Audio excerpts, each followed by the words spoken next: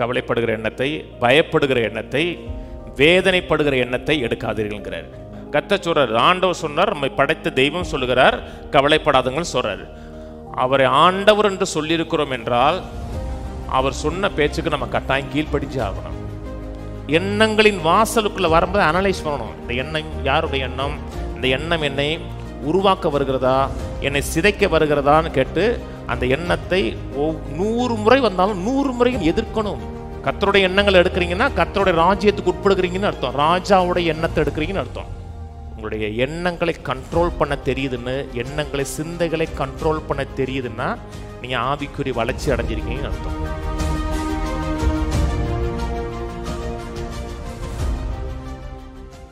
மத்தேயு 6ஆம் அதிகாரம் திருப்போம். இயேசு பேசின மிகவும் முக்கியமான ஒரு போதனை மத்தேயு 6:25. ஆகையால் எண்ணத்தை உண்போம், எண்ணத்தை குடிப்போம் என்று உங்கள் ஜீவனுக்காகவும், எண்ணத்தை உடுப்போம் என்று உங்கள் சரீரத்திற்காகவும் கவலைப்படாதிருங்கள் என்று உங்களுக்கு சொல்லுகிறேன். ஆகாரத்தை பார்க்கலும் ஜீவனும், உடையை பார்க்கலும் சரீரமும் விசேஷித்தவைகள் அல்லவா. இந்த வேத பகுதியை நான் பல கோணத்தில் பல நேரத்தில் பொதிச்சிருக்கிறேன். கவலைப்படாதிருங்கள் சொல்கிறாரு. இந்த கவலைப்படாதிருங்கள் வார்த்தையை நீங்கள் கேஜேவி பைபிளில் படித்து பார்த்தீங்கன்னா, அந்த கிங் ஜேம்ஸ் வேர்ஸில் படித்து பார்த்தீங்கன்னா ஒரு வார்த்தை யூஸ் பண்ணுறாங்க. அது கரெக்டான வார்த்தை. டேக் நோ தாட்ன்னு இருக்கும். கவலைப்படாதிருங்கள் சொல்லும் பொழுது ஒரு எண்ணத்தை எடுக்காதீர்கள். ஒரு எண்ணத்தை எடுக்காதீங்கன்னா கவலைப்படுகிற எண்ணத்தை எடுக்காதீர்கள்ங்கிறார். கவலைப்படுகிற எண்ணத்தை, பயப்படுகிற எண்ணத்தை, வேதனைப்படுகிற எண்ணத்தை எடுக்காதீர்கள்ங்கிறார். அதனால தான் தமிழில் நம்ம கவலைப்படாதீர்கள்ங்கிறார். வாழ்க்கை குறித்து சிந்திக்கணும். வாழ்க்கை குறித்து, வாழ்க்கை எப்படி இருக்கணும், பிள்ளை எப்படி இருக்கணும், எதிர்காலம் எப்படி இருக்கணும், ஊழியம் எப்படி இருக்கணும், எல்லா காரியத்தை குறித்தும் கட்டாயம் நம்ம சிந்திக்கணும்.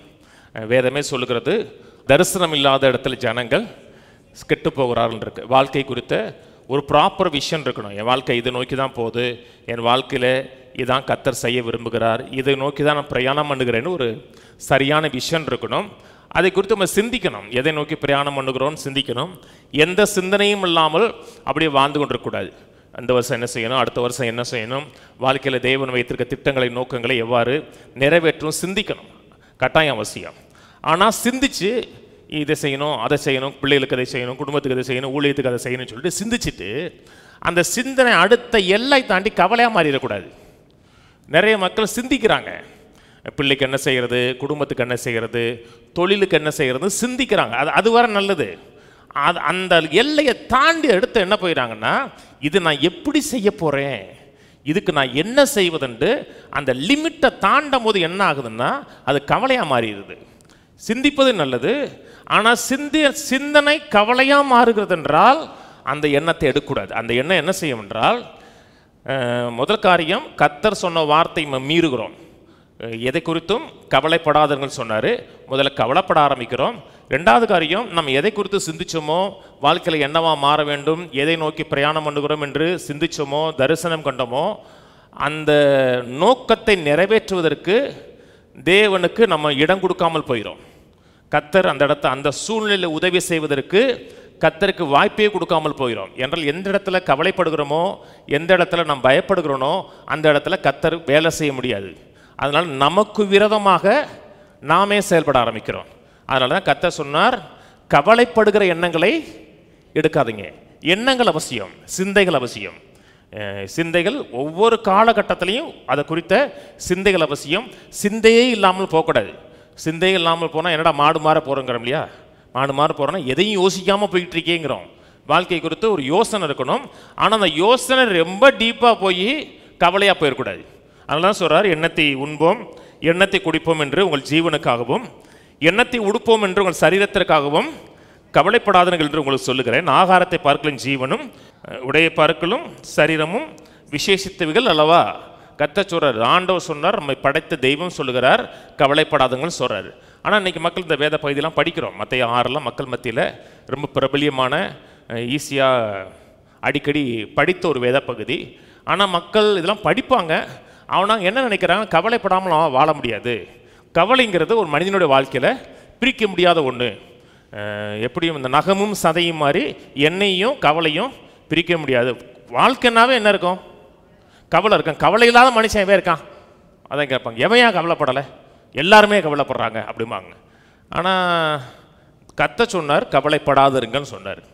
கர்த்தர் ஒரு காரியத்தை நம்ம பார்த்து சொல்கிறார் என்றால் அது செய்து நிறைவேற்றக்கூடிய ஆற்றல் நம்மகிட்ட இருக்குன்னு அர்த்தம். அவர் நம்மகிட்ட ஒன்று சொல்கிறார் என்றால் நம்மளால் செய்ய முடியாத எந்த ஒரு காரியத்தையும் கர்த்தர் சொல்ல மாட்டார், செய்ய முடியும். கர்த்தர் அன்பு கூறுன்னு சொல்கிறார் இல்லையா? உன் சத்ருவை சிநேகின்னு சொல்கிறாருன்னா என்ன அர்த்தம்? சத்ருவை சிநேகிக்கூடிய அந்த அன்பு நமக்குள்ளே இருக்குன்னு அர்த்தம். ஒரு காலத்தில் இல்லை, ஒரு காலத்தில் சத்ருவாக இருந்தோம்னா அவன் நம்ம சத்ருவாக தான் இருப்போம். இன்றைக்கி நம்ம சத்ருவை சிநேகிக்கக்கூடிய தேவனுடைய அன்பு இருக்குது. அதனால தான் உன் சத்ருவையும் சிநேகிங்கிறாரு. இப்போ நிறைய மக்கள் கவலைப்படாமல் வாழ முடியாது. ஏன்னா அவங்க தொன்று தொட்டு அவங்க குடும்பமே கவலைப்படுகிற குடும்பமாக இருக்கும். அப்பா கவலைப்படுவார், தாத்தா கவலைப்படுவார், பாட்டி கவலைப்படுவார், வீட்டுக்குள்ளே போனால் எல்லாருமே கவலைப்படுவாங்க. அந்த குடும்பத்துக்குள்ள 30 வருஷம் 40 வருஷம் இருக்கிற பிள்ளைக்கு என்ன இருக்கும்னா கவலைப்படுகிறது தான் சரின்னு நினைக்கும். உலகத்தில் பக்கத்து வீட்டுக்கு போகும்போது அவனும் கவலைப்படுவான். இப்போ எல்லாருமே கவலைப்படும்போது என்ன நினைப்பான்னா கவலைப்படுகிறது தான் வாழ்க்கை. கவலைப்படாத மனுஷன் யார் இருக்கா? நீங்கள் ஒரு 1/2 மணி நேரம் கவலைப்படுறீங்க ஒரு பிரச்சனை குறித்து, பிள்ளையை குறித்து, பொருளாதாரத்தை குறித்து, ஏதோ ஒரு காரியத்தை குறித்து கவலைப்பட்டீங்கன்னா கர்த்தர் வந்து சரிப்பா உனக்கு இருக்க கஷ்டத்துக்கு நீ கொஞ்ச நேரம் கவலைப்பட்டு போ, இதில் என்னப்பா தப்பு இருக்குது அப்படி சொல்ல மாட்டார். கவலைப்படுகிறதை தேவன் பாவம்னு சொல்கிறார். ஏன்னா அவருடைய உண்மைத்தன்மையின் மேலே அவர் மேலே நமக்கு நம்பிக்கை இல்லைன்னு அர்த்தம். கர்த்தர் மன்னிக்கிறார். அதனால் ஆண்டவரே என் பிரச்சனை எவ்வளோ தெரியுமா, நான் எவ்வளோ கஷ்டப்படுறேன் தெரியுமா, அதனால் இந்த பிரச்சனையில் என்னால் கவலைப்படாமல் இருக்க முடியாது, இதை எப்படி நீங்கள் பாவம்னு சொல்லலாம், ஏன் காரியத்தில் நீங்கள் இருந்தால் கூட நீங்கள் கூட கவலைப்படத்தான் செய்வீங்க அப்படின்னு கர்த்தருக்கே நம்ம ஆலோசனை கொடுப்போம். ஆனால் கர்த்தர் கவலைப்படாதருங்கள் சொல்கிறார் என்றால் கவலைப்படாமல் தான் இருக்கணும். கவலைப்படாமல் இருக்கக்கூடிய ஆற்றல் நமக்குள்ளே இருக்கிறது. நம்ம பழைய மனுஷன்ல, நம்ம புது மனுஷனாக இருக்கிறோம். இங்கே சொல்கிறார் எண்ணத்தை உண்போம் எண்ணத்தை குடிப்போம், எண்ணத்தை உண்போம் எண்ணத்தை குடிப்போம் என்று உங்கள் ஜீவனுக்காகவும் எண்ணத்தை உடுப்போம் உங்கள் சரீரத்திற்காகவும். எதை குறித்தும் கவலைப்படாதீங்க. இதெல்லாம் பேசிக் நீட்ஸு. இது மட்டும் இல்லை, எந்த ஒரு காரியத்தை குறித்தும் கவலைப்படாதீங்கள். இயேசுவை ஆண்டவர் சொன்னோம், அவர் தான் எஜமான்னு சொன்னோம். என் கர்த்தர் என்னை ஆண்டு கொள்ளுங்கன்னு சொன்னோம். அவரை ஆண்டவர் என்று சொல்லியிருக்கிறோம் என்றால் அவர் சொன்ன பேச்சுக்கு நம்ம கட்டாயம் கீழ்ப்படிஞ்சு ஆகணும். அதை நம்ம இடத்துல எதிர்பார்க்கிறாய். நான் ஆண்டவர் என்றால் எனக்குரிய கனம் எங்கே அப்படின்னாரு. இப்போ ஒருத்தர் உங்களுக்கு சொல்கிறாரு, எப்பா இங்கே வாப்பாங்கிறாரு, பையா அப்படின்னா நீங்கள் என்ன அவரை மதிக்கிறீங்கன்னு அர்த்தமா? மதிக்கிறீங்கன்னு அர்த்தம் கிடையாது. போயான்னு சொல்லல, என்னவா அப்படி சொன்னாவே மதிக்கலன்னு அர்த்தம். நம்ம அந்த லாங்குவேஜை நான் மாற்றிருக்கேன். நம்ம ராஜபாளையம், நீங்கள் ராஜபாளையத்தில் இருந்தாலும் ராஜபாளையத்துக்குரியவர்கள் அல்ல. அதெல்லாம் ஒருத்தரை ரொம்ப மட்டம் தட்டுறது மாதிரி. அது என்னென்னா அவர் சொல்கிறதை நீங்கள் அவமதிக்கிறது மாதிரி. கர்த்தர் வந்து கவலைப்படாதன்னு சொன்னார் என்றால் கவலைப்படக்கூடாது. ஏன்னா அவர் ஆண்டவன் சொல்லியிருக்கிறோம், எஜமான் சொல்லியிருக்கிறோம், என்னுடைய லார்டுன்னு சொல்லியிருக்கிறோம். ஆனால் நம்ம கவலைப்படக்கூடிய எண்ணங்களை பிசாசு உள்ள வச்சுட்டே இருப்பான். ஏன்னா அவன் அழிக்கவும் திருடவும் கொல்லவும் வருகிறான் என்று வேறொன்றுக்கும் வரான் இருக்கு. கவலைப்படுகிற எண்ணங்களை உள்ள வச்சு கர்த்தர் நமக்கு உதவி செய்யாமல் இருப்பான். அதனால தான் வேதம் சொல்லி இஸ்ரவேல் மக்களை குறித்து பேசுகிறது. சங்கீதம் 78 அவர்கள் இஸ்ரவேலின் பரிசுத்தரை அவர்கள் மட்டுப்படுத்தினார்கள் இருக்கு. கர்த்தர் செயல்படுகிறது மட்டுப்படுத்தலை. கர்த்தர் நம்முடைய வாழ்க்கைக்குள்ள நமக்கு செயல்படுகிறதை, நமக்கு உதவி செய்கிறதை நாம் தடை செஞ்சிடலாம். எப்பப்பெல்லாம் கவலைப்படுகிறோமோ, பொருளாதாரத்தை குறித்து, குடும்பத்தை குறித்து, எந்த காரியத்தை குறித்து கவலைப்படுகிறோமோ அந்த பகுதியில் கர்த்தரை நாம் லிமிட் பண்ணுகிறோம். அதை தாண்டி உள்ள வராதைங்க அப்படின்ட்டு ஒரு எல்லோ கோடு போட்டு நிப்பாட்டிடுவோம். அடுத்த வசனம், ஆகாயத்து பட்சிகளை கவனித்து பாருங்கள், அவைகளை விதைக்கிறதும் இல்லை, அறுக்கிறதும் இல்லை, களஞ்சியங்களில் சேர்த்து வைக்கிறதும் இல்லை, அவைகளை உங்கள் பரமபிதா பிழைப்பூட்டுகிறார். அவைகளை பார்க்கும் நீங்கள் விசேஷித்தர்கள் அல்லவா. ஆகாயத்து பட்சிகளை, பறவைகளை கவனித்து பாருங்கள். ஏதாவது ஒரு பறவையை பாருங்கள், நீங்கள் எந்த பறவைனாலும் பார்த்துக்குங்க. ஏதாவது ஒரு பறவை கவலைப்பட்ட பார்த்துருக்கீங்களா? கொக்கு ஒத்த காலம் நீங்கள் இன்னும் தூங்கிட்டு தான் இருக்கும், கவலைப்படாது. அது கவலைப்படுதுன்னு நினைக்காதீங்க. ஒத்த காலே நிற்கிது சொல்லுவாங்க, நான் ஒத்த காலம் நிற்கிறேன். எனக்கு தெரிஞ்சு ஒத்த காலம் நிற்கிற ஒரு பறவைன்னா அதான் அடிக்கடி ஒத்த காலில் நின்று அது கவலைப்படாது, அது தூங்கும். கோழிக்கடையில் இருக்க கோழி கூட அடுத்த 1/4 மணி நேரத்தில் நம்மளை அறுக்க போகிறான்னு தெரிஞ்சால் கூட கவலைப்படாது தெரியுமா? அன்றைக்கி ஒரு கோழி கடைக்கு போனேன். தண்ணி ஓடிச்சு, அந்த கோழி சந்தோஷமாக தண்ணியை குடிச்சு. கொஞ்ச நேரத்தில் உன்னை காலி பண்ண போகிறாங்கன்னு நினச்சேன் நான். ஆனால் அதுக்கு எந்த கவலையும் கிடையாது. பறவை கவலைப்படாது, கோழி கவலைப்படாது, கொக்கு கவலைப்படாது, எந்த பறவையும் கவலைப்படாது. அதெல்லாம் கத்த சொன்னால் அதை கவனிச்சு பாரு. அந்த காரியத்தில், கவலைப்படுகிற காரியத்தில் ஒரு பறவையை போல மாறுண்டார். மற்ற காரியத்தில் இல்லை, கவலைப்படுகிற காரியத்தில் ஒரு பறவையை போல மாறு. அது ஒரு நாளும் கவலைப்பட்டதில்லை. இந்த வருஷம் மழை பெஞ்சா நமக்கு தானியம் கிடைக்குமா, தண்ணி கிடைக்குமான்னு ஒரு நாளும் கவலைப்பட்டது கிடையாது. சந்தோஷமாக இருக்கிறது, சந்தோஷமாக மனமகிழ்ச்சியாக இருக்கிறது. அந்த குறிப்பாக அந்த 7 சிஸ்டர்ஸ்ன்னு சொல்கிறாங்க தெரியுமா? நம்ம 7 சிஸ்டர்ஸுங்கிறோம், பங்களாதேஷ்காரங்க 7 பிரதர்ஸுங்கிறாங்க. அவங்க அந்த பறவையெல்லாம் எப்போ அது வந்ததுலேருந்து முதல் கிச்சு கிச்சு கிச்சு கிச்சுன்னு தான் கத்தும். ஏன்னா அதுக்கு எந்த கவலையும் கிடையாது. அது ஒரு நாளும் பட்னியில் செத்து பார்த்ததும் கிடையாது. அதனால் கர்த்தர் சொல்கிறார், எங்கேயாவது இங்கே ஆகாயத்து பட்சிகளைங்கிறாரு. லூக்கால் சொல்கிறார், காகங்களை கவனித்து பாருங்கிறாரு. இருக்குதுலே மட்டமான ஒரு விதன்னு காக்கா. நீங்கள் 7 சிஸ்டர் கூட சோறு போட்டுருவோம். காக்காவுக்கு நம்ம ரொம்ப சில அறிவாளி இருப்பாங்க, வருஷத்துக்கு ஒரு முறை காக்காவை மாறுவாங்க. தாத்தா வராரு, பாட்டி வராருன்னு சொல்லி வருஷத்துக்கு ஒரு முறை சோறு வைப்பாங்க. ஆனால் காக்கா கூட பட்னியில் கடந்து பார்க்க முடியாது. அவைகளை உங்களுக்கு பரமபிதா பிழை போட்டுக்கிறார் என்றால், இந்த கடனை எப்படி அடைப்போம், அதை எப்படி அடைப்போம், இதை எப்படி அடைப்போம் என்று கவலைப்படாதிருங்கள். என்ன அந்த பறவைகளை பார்க்கலும் நாம் விசேஷித்தவர்கள் அல்ல வாங்குறார். கீழே கவலைப்படுகிறதுனால் உங்களை ஏவன் தன் சரீர அளவோடு ஒரு முளத்தை கூட்டுவான். உடைக்காகவும் நீங்கள் கவலைப்படுகிறது என்ன? காட்டு புஷ்பங்கள் எப்படி வளர்கிறது என்று கவனித்து பாருங்கள். அவைகள் உழைக்கிறதும் இல்லை, நூற்கிறதும் இல்லை. என்றாலும் சாலமோன் முதலாய் தன் சர்வ மகிமையிலும் அவைகளில் ஒன்றை போலாயிலும் உடுத்தி இருந்ததில்லை என்று உங்களுக்கு சொல்லுகிறேன். உடைக்காக கவலைப்படாதீங்க. உடைக்காக மட்டுமல்ல, எந்த ஒரு ப்ரொவிஷனுக்காக கவலைப்படாதீங்க. சில மக்கள் உடைக்காக கவலைப்பட மாட்டாங்க. சிலருக்கு என்ன கவலை இருக்கும்னா, இவ்வளோ ட்ரெஸ்ஸில் நான் எந்த ட்ரெஸ்ஸை கட்டுறதுன்னு கவலை இருக்கும். அப்படிப்பட்டவங்களாம் இருக்காங்க. இவ்வளோ ட்ரெஸ் இருக்கே, இன்றைக்கி எதை கட்டுறது? அன்றைக்கெல்லாம் ஒரு அம்மா சொல்கிறா, சேலையை அடுக்கி வைக்கிறதுக்கு ஒரு அப்பார்ட்மெண்ட் வச்சுருக்கான். அவளுக்கு வந்து அந்த வசனம் பொருந்தாது. நான் அதுக்கு கவலைப்படுறேன், எனக்கு தான் நிறைய சேலை இருக்கேன்பா. சேலை இல்லை, எந்த வித அடிப்படை காரியங்களுக்காக, உங்களுக்காகவோ உங்கள் பிள்ளைகளுக்காகவோ, எந்த ஒரு காரியத்துக்காக, உங்களுக்கு ப்ரொவிஷனுக்காக, அது உணவாக இருக்கலாம், உடையாக இருக்கலாம், இங்கே சரி ட்ரெஸ்ஸு மட்டும் இல்லை, நமக்கு வேண்டிய சுகம், ஆரோக்கியம், எந்த ஒரு காரியத்துக்கும் கவலைப்படாதுங்க. நம்முடைய மக்கள் மத்தியில் ஒரு எண்ணம் இருக்குது, ஒரு காரியத்தை ரொம்ப கேர் பண்ணுறோம், ஒரு காரியத்தில் அக்கறை இருக்குன்னு நம்ம கவலைப்படணும். ஒரு மனுஷன் கவலையே படாமல் இருக்காருன்னா, என்ன பாரு மனுஷன் குத்துக்கல் மாதிரி இருக்கு, அவனுக்கு கொஞ்சம் கவலை இருக்காமாங்க. ஏன்னா அவர் கொஞ்சம் காலையில் எழுந்திரிச்சு எனக்கு டீ வேணாம்டி அப்படின்னா, ஏங்க இதெல்லாம் டீ குடிக்கணுமா தோணுது, பாருங்க பொறுப்பான மனுஷன் டீ கூட வேணாங்கிறான். ஏன்னா அவர் அதை குறித்து கவலைப்படுறார். ஒரு காரியத்தை குறித்து ரொம்ப கவலைப்படுறாருன்னா அவர் குடும்பத்தை குறித்து அக்கறைப்படுறார். இப்போது பிள்ளைக்கு ஃபீஸ் கட்டணும், 1 லட்சம் ஃபீஸ் கட்டணும், 1 லட்சம் 1.5 லட்சம். இல்லை மெடிக்கல் சீட்டு நீங்கள் காசு கொடுத்து படிக்கிறீங்கன்னா 5 வருஷம் முடிக்கும் போது 1.5 கோடி ஆகுது. பெர் இயருக்கு வந்து 25 லட்சம் கட்ட வேண்டியிருக்கு. இப்போ நீங்கள் கவலைப்படுறீங்க, இப்போ மெடிக்கல் சீட்டு கட்டிட்டீங்க, ஏதோ ஒரு 20-50 லட்சம் கையில் இருக்குது, கட்டிட்டீங்க. அடுத்த 50 லட்சம் கிடைக்காதா அப்படின்னு சொல்லி கட்டிட்டீங்க. அடுத்து 2 வருஷம் கழித்து 25 லட்சம் கட்டணும். 25 லட்சங்கிறது வெறும் ஃபீஸ் மட்டும்தான். அதுக்கப்புறம் நீங்கள் ஹாஸ்டல் ஃபீஸு, மற்ற ஃபீஸு, சாப்பாடு, மற்ற இதெல்லாம் இருக்குது. நீங்கள் கவலைப்படுறீங்க, ஐயோ நான் 25 லட்சத்துக்கு எங்கே போங்க, அவசரப்பட்டு என் பிள்ளை MBBS படிக்க வச்சுட்டேனேன்னு கவலைப்படுறதுனால பிள்ளைக்கு வர வேண்டிய 25 வரப்போகிறதே கிடையாது. ஏன்னா நீங்கள் ரொம்ப அக்கறைப்படுறதுனால கவலைப்படுறீங்க. கவலைப்படுறதுனால நீங்கள் கர்த்தருடைய கரத்தை தடை செய்வீர்களே தவிர கர்த்தர் அந்த பகுதியில் செயல்படுவதற்கு நம்ம முட்டுக்கட்டையாக இருப்போம். ஆனால் நம்முடைய மனதில் நடக்குன்னா, கேர் பண்ணுறோம்னா ஒரி பண்ணணும். ஒரி பண்ணிங்கன்னா அந்த இடத்துல பிசாசு செயல்படுவான், டிப்ரெஷன் உண்டாகும், தேவையில்லாத மருத்துவ செலவு உண்டாகும்.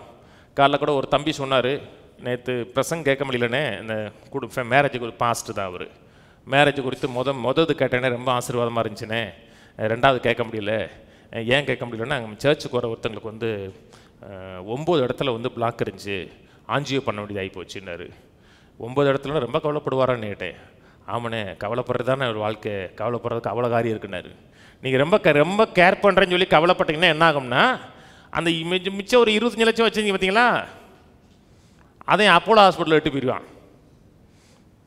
ஏன்னா நீங்கள் கவலைப்படும் பொழுது அந்த இடத்துல கர்த்தர் செயல்பட முடியாதவரை பிசாசு செயல்பட ஆரம்பிப்பான். நமக்கு அப்படி பழகிருச்சு. கவலைப்படுகிறது, ஒரு காரியத்தை குறித்து கவலைப்படுகிறது, அப்படியே ரொம்ப கவலைப்பட்டு என்ன ஆகும்னா நம்ம வீட்டை தாண்டி அடுத்த ரூட்டுக்கெலாம் போவோம் சிலர்லாம். நம்ம எங்கே ரொம்ப சிந்திச்சிட்டோம், அதாவது எல்லாம் தாண்டி சிந்திச்சிட்டோம். தரிசனம் அவசியம்தான், தரிசனம் எக்ஸ்ட்ரீமாக போயிடுச்சு. அது நல்ல காரியம் கிடையாது. நீங்கள் ஒரு விசுவாச பிரசங்கத்தை கேட்டீங்க, ஒரு விசுவாசம் இன்னைக்கு கவலைப்படாதுங்க கேட்டீங்க, நாளை காலையில் நீங்கள் கவலைப்படாமல் இருக்க போகிறீங்களா? ஆமான்னு சொல்லுங்க சிஸ்டர், சைவ செய்யுது. நான் அப்படின்னாலும் பிரசங்கம் பண்ணுவேன், இல்லாட்ட நான் அதை பேசாமல் மூடி வச்சுட்டு போயிடுவேன். நீ என்னன்னாலும் கவலைப்பட போகிறதாங்க இல்லை, நான் அதுக்கு பிரசங்கம் பண்ணி என்ன ஆக போகுதுன்னு. ஒரு விசுவாசிலாச்சு ஆமான்னு சொல்லுங்க. ஆமாம் பாச நான் கவலைப்பட மாட்டேன். ஆனால் சில மக்கள் நீங்கள் என்னன்னு சொல்லி கவலை தான் படுவாங்க. என்ன நம்ம கவலைப்படாதீங்கன்னு சொல்லி ஒரு விசுவாசமாக அட்மாஸ்பியரில் விசுவாசத்தை போதிக்கக்கூடிய ஆட்கள்கிட்ட ஒரு 2 மணி நேரம் 3 மணி நேரம் இருந்து வீட்டுக்கு போன உடனே அந்த அட்மாஸ்பியரை விட்டு வேறு அட்மாஸ்பியருக்கு போகிறோம். நம்ம எந்த அட்மாஸ்பியரில் இருக்கிறோமோ அந்த அட்மாஸ்பியருக்கு அந்த சூழ்நிலைக்கு ஏற்ற மாதிரி பேச ஆரம்பிப்போம், செயல்பட ஆரம்பிப்போம். சுற்றி இருக்கிறதெல்லாம் அவிசுவாச மக்களாக இருந்தாங்கன்னா நம்முடைய அந்த விசுவாச பேச்சு அப்படியே கலந்து ஆரம்பிச்சிடும். அந்த பேச்சு மாற ஆரம்பிக்கும். வீட்டில் இருக்க ப்ரெஷரில் என்ன செய்வோம்னா கவலைப்பட ஆரம்பிப்போம். கவலை எப்படி போகிறோம்னா பிசாசு சொல்லுவான், நான் உனக்கு அற்புதமான சில எண்ணங்கள்லாம் வச்சுருக்கேன். எனக்கா வச்சுருக்கேன்? ஆமாம் உனக்கு தான் வச்சுருக்கேன். அப்படின்னா கொடுஞ்சோன்ன உடனே அவன் கொடுப்பான். கொடுத்துன்னு நீங்கள் அப்படியே சிந்திக்கும் போது இன்னும் கொஞ்சம் வச்சுருக்கேனே, நான் பிள்ளையை குறித்து வச்சுருக்கேன், உன் கணவனை பற்றி வச்சுருக்கேன், அப்படியே அதையும் குடிஞ்சோன்னு 2 மணி நேரம் சிந்திச்சு அப்படியே சோர்ந்து போகும்போது இந்த உலகத்தில் நம்ம வாழ முடியுமாங்கிற எண்ணம் வந்துடும். இந்த உலகத்தில் நம்ம வாழ்ந்துருவோமா, பிள்ளைகளுக்கு ஒரு நல்ல வாழ்க்கை நம்ம கொடுக்க முடியுமா அப்படிங்கிற ஒரு டிப்ரெஷன் வரும். அந்த கவலைப்பட ஆரம்பிங்கள்ல, முதல்ல சிந்திச்சு அடுத்து என்னமா மாறிச்சுன்னா கவலையாக மாறின உடனே அவன் நிறைய எடுத்து கொடுப்பான். இதை மட்டுமா கவலைப்படுற, அதை நினச்சி அதை பாரு, இதை பாரு, அதை பாருன்னு சொன்ன உடனே உங்களுக்கு அப்படி கவலையில் மூழ்கிடுவோம்.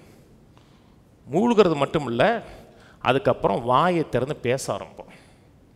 என்னத்தை வாழ்ந்து அப்படிம்போம். யாராச்சும் என்னங்க எப்படி இருக்கீங்கன்னா, ஆமாம் இருக்கேன். ஏன்னா இப்போ நம்ம ரொம்ப அதில் பிஹெச்டி பட்டம் வாங்கிட்டோன்னு அர்த்தம். நீங்கள் வளர்ச்சி அடைஞ்சிட்டீங்க, ஸ்பிரிச்சுவலாக ஸ்மார்ட்டாக இருக்கீங்கன்னா, நீங்கள் செய்யக்கூடிய சரியான ஒரு காரியம், நல்ல வளர்ச்சி அடைஞ்சிட்டீங்க, ஒரு ஆவிக்குரிய வளர்ச்சியை நீங்கள் அட்டைன் பண்ணிட்டீங்க அப்படின்னா, உங்களுடைய எண்ணங்களை கண்ட்ரோல் பண்ண தெரியுதுன்னு, எண்ணங்களை சிந்தைகளை கண்ட்ரோல் பண்ண தெரியுதுன்னா நீங்கள் ஆவிக்குரிய வளர்ச்சி அடைஞ்சிருக்கீங்கன்னு அர்த்தம். ஒரு மனிதன் ஆவிக்குரிய வளர்ச்சி அடைஞ்சிருக்கான்னா அந்நிய பாஷை பேசுகிறதுனால ஆவிக்குரிய வளர்ச்சி அடைஞ்சிட்டான்னு சொல்ல முடியாது. எத்தனை மக்கள் அந்நிய பாஷை பேசுகிற மக்கள் குழந்தை காட்டிலும் மட்டமான ஆட்களாக இருப்பாங்க. அந்நிய பாஷை பேசுகிறதோ வரங்களை ஆப்ரேட் பண்ணுறதோ வளர்ச்சி கிடையாது. எண்ணங்களை கண்ட்ரோல் பண்ண தெரியவன் தான் வளர்ச்சி அடைஞ்சிருக்கான்னு அர்த்தம். எண்ணங்களை கண்ட்ரோல் பண்ணிட்டோம்னா பேச்சை கண்ட்ரோல் பண்ணிடுவோம். அந்த சொன்னார் இல்லையா, பூர்ண புருஷன்கிற பார்த்தீங்களா, தன் வாயை அடக்க தெரிந்தவன் பூர்ண புருஷன், பெர்ஃபெக்ட் மேன்கிறான் யாக்கோப் சொல்கிறாரு. அப்போ எண்ணங்களை கண்ட்ரோல் பண்ண தெரிஞ்சுன்னா வாயை கண்ட்ரோல் பண்ணி தெரியலாம். எந்த எண்ணத்தை சிந்திக்கணும், எந்த எண்ணத்தை சிந்திக்கக்கூடாது, எந்த எண்ணத்தை மனதில் வச்சு அப்படியே யோசிச்சிட்டே இருக்கணும், எதை யோசிக்கக்கூடாதுன்னு அந்த எண்ணத்தை உங்களுக்கு கண்ட்ரோல் பண்ண தெரியுது அப்படின்னா நீங்கள் வாழ்க்கையை எந்த பக்கம் போகணுன்னு தீர்மானிக்கிறீங்களோ அந்த பக்கம் போயிடலாம். இல்லைடா காற்றடிக்கிற திசையெல்லாம் நாணல் மாதிரி அப்படியே அசைய ஆரம்பிச்சிருவோம். ஒரு எண்ணம் வரும், மனதில் வரும், வரலையா, ஒவ்வொரு செகண்ட்ஸ் வரும். வர்ற பெரும்பாலான எண்ணங்கள் நெகட்டிவ் எண்ணமாக தான் இருக்கும். நல்ல எண்ணமாக வந்துச்சுன்னா ரைட்டு, அதை விஷன் உள்ளவனுக்கு, விஷனையே சிந்திக்கிறவனுக்கு விஷன் எண்ணங்கள் வரும். பிரச்சனைக்குள்ளே போகிறவனுக்கு வர்ற பெரும்பாலான எண்ணங்கள் நெகட்டிவ் எண்ணமாக இருக்கும். அந்த எண்ணங்களின் வாசலுக்குள்ளே வரும்போது அனலைஸ் பண்ணணும். இந்த எண்ணம் யாருடைய எண்ணம், இந்த எண்ணம் என்னை உருவாக்க வருகிறதா, என்னை சிதைக்க வருகிறதான்னு கேட்டு அந்த எண்ணத்தை 100 முறை வந்தாலும் 100 முறையும் எதிர்க்கணும். பிசாசு தொடர்ச்சியாக வேலை செய்வாங்க, பெர்சிஸ்டண்ட்டாக வேலை செய்வாங்க, கண்டினியூஸாக வேலை செய்வாங்க. கண்டினியூஸாக நெகட்டிவ் எண்ணங்களை தாக்கிக்கிட்டே இருப்பான். நீங்கள் ஒரு நிமிஷம் நிப்பாட்டி வேற பக்கம் போயிட்டீங்க, அந்த எண்ணத்துலேருந்து வெளியே வந்துட்டீங்க, கொஞ்சம் நேகரிச்சு அதே எண்ணம் திரும்பி வரும். அப்போ என்ன செய்யணும்? முதல் தடவை எப்படி ரிஜெக்ட் பண்ணமோ அடுத்த முறை ரிஜெக்ட் பண்ணணும். ஒவ்வொரு வாய்ப்பு கிடைக்கும் போதெல்லாம் எண்ணத்தை உள்ள தட்டுவாங்க. இதை குறித்து என்ன செய்ய போற, இப்படி இருக்க, என்ன யோசிக்கிற, நீனு யோசனையே இல்லாமல் இருக்கே, என்ன யோசிக்கிறமா? ஆனால் ஆண்டவர் சொன்னார், அந்த எண்ணத்தை எடுக்காதீங்கன்னாரு. விசுவாசத்தை தூண்டக்கூடிய எண்ணங்களை எடுங்க, உங்களை கட்டி எழுப்பக்கூடிய எண்ணங்களை எடுங்க. அந்த எண்ணத்தை எடுத்துடணும். அந்த எண்ணம் வந்து பரிசுத்த ஆவியின் மூலமாக வந்த எண்ணம், உங்களை தூக்கி நிறுத்துகிற எண்ணங்கள். சில எண்ணங்களை கேட்கும்போது உங்களுக்கே ஒரு முகத்தில் ஒரு சிரிப்பு வருது, பார்த்தீங்களா? வரலையா? எனக்கு என்னங்க சிரிப்பு வந்துச்சு நீங்கள் அப்படின்னா உங்களுக்கு ஒரு நல்ல எண்ணமே வரலன்னு அர்த்தம். சில நல்ல எண்ணம் வரும்போது நமக்குள்ளேயே ஒரு கான்ஃபிடென்ட் இருக்கும், நமக்குள்ளே ஒரு குதிக்கலாம் போல் தோணும். சில நேரத்தில் குதிக்கலாம் போல் தோணும், கொஞ்சம் அடக்கி வாசிக்கிறான்னு இருக்க வேண்டியிருக்கு. சில எண்ணங்கள் வந்து உங்களை அப்படியே பூஸ்ட் பண்ணும். அந்த எண்ணத்தை நீங்கள் எடுக்கணும். அது கர்த்தர்ட்டேருந்து வர்ற எண்ணம். உங்களை சோர்வுற பண்ணக்கூடிய எண்ணங்களை ரிஜெக்ட் பண்ணணும். மக்கள் இதெல்லாம் பெருசாக நினைக்கிறது கிடையாது. எண்ணங்கள்லாம் முக்கியமே கிடையாதுங்க, செயல் தான் முக்கியம். செயல் தான் முக்கியம், என்ன முக்கியம் இல்லை. இன்றைக்கி நீங்கள் காண்கிறீங்க பார்த்தீங்களா, இந்த உலகம் அத்தனை எண்ணங்கள் மூலமாக வந்துச்சு. கர்த்தருடைய எண்ணத்தில் உதித்து உருவானது. இன்னைக்கு ஒரு ஆணா பெண்ணா இருக்கிறோம்னா கர்த்தருடைய எண்ணத்தில் உதிச்சோம். அப்புறம் எண்ணத்திலிருந்து கர்த்தருடைய வாயில வார்த்தைகள் மூலமாக கர்த்தர் பேசினார். இன்னைக்கு உலகத்தில் நடக்கிற கொலை, கொள்ளை, பிற்போக்கான காரியம் அத்தனை எங்கேருந்து வந்துச்சு? எண்ணத்தில் வந்துச்சு. சமீபத்தில் சென்னை பக்கத்தில் ஒரு பிள்ளை கற்பழித்து நிறைய நாள் ஆளே தெரியாமல் நிறைய பண்ணிக்கிட்டு இருந்தாங்க, தெரியுமா? தெரியாதா? ஒரு சிறு குழந்தை 2ஆம் கிளாஸ் 8 வயசு பிள்ளை, சின்ன பிள்ளையே, துப்பே கிடைக்கல, கடைசியில் கண்டுபிடிச்சிட்டாங்க. அந்த பிள்ளை கரெக்டாக சொல்லிச்சு, இவன் தான் சொல்லி. அவனுக்கு வந்து இதே எண்ணத்தில் வர்றது, இதே எண்ணத்தில் வர்றது யாருனாலும் பார்க்குறது. முதல்ல ஒரு ரயில்வே ஸ்டேஷனில் உட்காந்துருக்கான், ஒரு கர்ப்பிணி பெண்ணை பார்த்துருக்கான். அப்புறம் அவங்களோட ஃப்ரெண்டு வந்தனாலும் விட்டு போயிருக்கான். இதே எண்ணம், ஒரு எண்ணத்தில் வந்து எண்ணம் அப்படியே உள்ளே உட்காந்து என்ன செய்யணும்னா அது செய்ய வைக்கிறது. எப்படி ரசிக்கப்பட்டோம்? எண்ணத்தில் ரசிக்கப்பட்டோம். இப்படி நம்ம வாழ்கிற வாழ்க்கை சரியில்லை, ஆண்டவர் இல்லாமல் வாழ்கிற வாழ்க்கை நம்மளோட அழிவை ஏற்படுத்தி கொடுத்துருன்னு ஒரு நாம சிந்தித்தோம். எத்தனை பேர் காஸ்பல் சொன்னாங்க, அதை நம்ம எடுத்துக்கல. ஒரு நாள் அதை எடுத்து இப்படி வாழக்கூடாது, இப்படி இருக்கிறது சரியில்லைன்னு ஒரு நாள் சிந்தித்தோம். ஒரு நாள் சிந்திக்கிறது மட்டுமல்ல, சுவிசேஷம் கேட்டோம். சுவிசேஷத்தில் நம்மை குறித்த தேவனுடைய எண்ணங்கள் பேசப்பட்டுச்சு. அந்த எண்ணங்களை ரிசீவ் பண்ணோம். அது பரிசுத்தாவின் எண்ணம். நமக்காக வைத்திருக்கிற கனவு, தரிசனம், நம்ம எப்படி வாழ வேண்டும் என்ற திட்டமிட்டிருக்கிறார், அதெல்லாம் கேட்டோம். அந்த எண்ணங்களை எடுக்கணும். எல்லாமே எங்கே ஆரம்பிக்கிறது? எண்ணங்கள் ஆரம்பிக்கிறது. அந்த எண்ணங்களை எடுத்தோம்னா ரட்சிக்கப்படுவோம். அந்த எண்ணங்களை ரிஜெக்ட் பண்ணிட்டோம்னா நரகம் போயிடுவோம். இன்றைக்கி பரலோகவாசிகளாக மாறி இருக்கோம், தேவனுடைய பிள்ளையாக மாறி இருக்கோம், ஜீவ புத்தகத்தில் பேர் எழுதியிருக்கோம்னா எண்ணத்தினுடைய விளைவு, சரியான எண்ணத்தை தெரிந்தெடுத்ததனுடைய விளைவு. ரோமர் சொல்றார், ரோமர் 8:6 மாம்ச சிந்தை மரணம், ஆவியின் சிந்தையோ ஜீவனும் சமாதானமும். எந்த சிந்தையை சிந்திக்கிறோம், எந்த சிந்தையை அதை என்டர்டைன் பண்ணுறோம், அப்படியே யோசிக்கிறோம், தியானிக்கிறோங்கிறது ரொம்ப முக்கியம். அது மரணத்தை ஏற்படுத்துகிற சிந்தையாக இருக்கலாம், அல்லது ஜீவனையும் சமாதானத்தை ஏற்படுத்தக்கூடிய சிந்தையாக இருக்கலாம். பக்கத்தோட சொல்லுங்க, கவலைப்படுகிற எண்ணங்களை, மனதை சோர்வுற பண்ணக்கூடிய எண்ணங்களை எடுக்க வேண்டாம். உங்களை கட்டி எழுப்பக்கூடிய, விசுவாசத்தை தூண்டி எடுக்கக்கூடிய எண்ணங்களை எடுங்கள். ஆமேன், ஆமேன். அடுத்த வசனம் 29 போடுவா. அற்ப விசுவாசிகளே, இன்றைக்கு இருந்து நாளைக்கு அடிப்பிலே போடப்படும் காட்டு புல்லுக்கு தேவன் இவ்விதமாய் உடுத்துவித்தால் உங்களுக்கு உடுத்துவிப்பது அதிக நிச்சயம் அல்லவா? காட்டு புல்லுக்கே கர்த்தர் உடுத்துவிக்கிறார் என்றால் உங்களுக்கு உடுத்துவிப்பது அதிக நிச்சயம் அல்லவா? என்ன சொல்ற? அற்ப விசுவாசிகளேங்கிறார். அவிசுவாசிகளேன்னு சொல்லலை, அற்ப விசுவாசிகளேங்கிறார். அவிசுவாசியாக இருக்கிறது வேற, அற்ப விசுவாசம் கொஞ்சம் இருக்கு, ஆனால் கொஞ்சம் அவிசுவாசமும் இருக்கு. அற்ப விசுவாசிகளே, கர்த்தர் உங்களை நடத்துவது, உங்களை ஆசீர்வதிப்பது, உங்கள் தேவைகளை சந்திப்பது அதிக நிச்சயம் அல்லவா? கட்டாயம் சந்திப்பார். காட்டு புல்லுக்கே உடுத்து வைத்தார், உங்களுக்கு உடுத்து வைப்பது அதிக நிச்சயம் அல்லவா? எப்பப்பெல்லாம் கவலைப்படுகிறோமோ, கவலைப்படும் போது கர்த்தர் எனக்கு ஒருத்தர் இல்லை, என்னை போஷிக்கிறதுக்கு ஒருத்தர் இல்லை, என்னை பராமரிப்பதற்கு ஒருத்தர் இல்லை, என்னை பாதுகாப்பதற்கு ஒருத்தர் இல்லைன்னு சொல்கிறோம். சொல்லாங்களா, எனக்கு யாருமே இல்லை, நான் தனியாக இருக்கிறேங்க. பார்த்தீங்களா?